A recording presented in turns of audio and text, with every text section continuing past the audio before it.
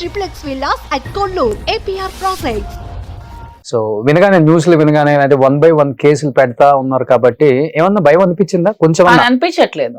అంటే వాళ్ళు డెవలప్మెంట్ మీద కంటే కూడా కేసులు పెట్టడంలో శ్రద్ధ ఎక్కువ చూపిస్తున్నారు కూటమి ప్రభుత్వం అనిపించింది.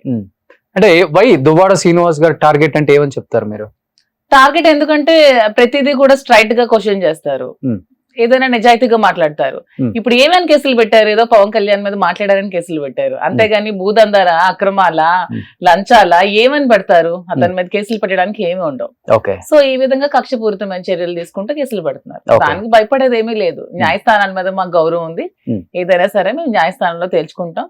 న్యాయంగా పోరాటం, న్యాయ పోరాటం. సూపర్. అది దువ్వాడ శ్రీనివాస్ గారు ఎంటర్ అవగానే మాట్లాడుకుందాం దాని గురించి. And coming to me reels కొన్ని చూద్దాం మాధురి గారు. ఈ మధ్య కాలంలో బాగా ట్రెండ్ అయిన రీల్స్ అయితే కొన్ని మా టీం ఇక్కడ డిస్ప్లే చేస్తారు. ఒకసారి మీ కామెంట్ ఏంటి, బయట మీకు వచ్చిన కామెంట్స్ ఏంటో చెప్పండి.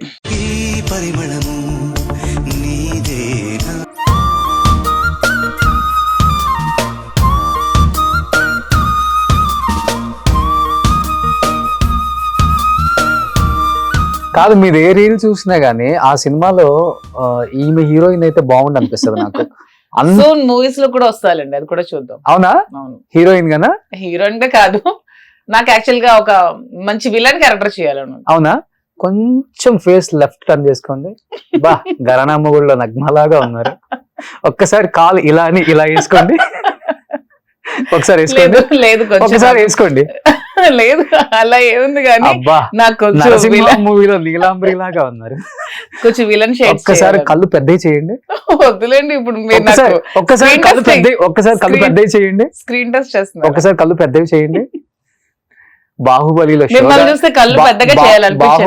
శివగామి లాగా ఉన్నారు. ఒక్కసారి నిలబడరా ప్లీజ్, ఒక్కసారి ప్లీజ్. ఒక్క వాక్ స్టైల్ అలా చేయరా మీ శారీతో ప్లీజ్. సో మీరు అలా నడిచొస్తుంటే బాహుబలిలో దేవసేన లాగా ఉన్నారండి. సూపర్. నెక్స్ట్ రీల్ ఇది కదా రీల్ అంటే.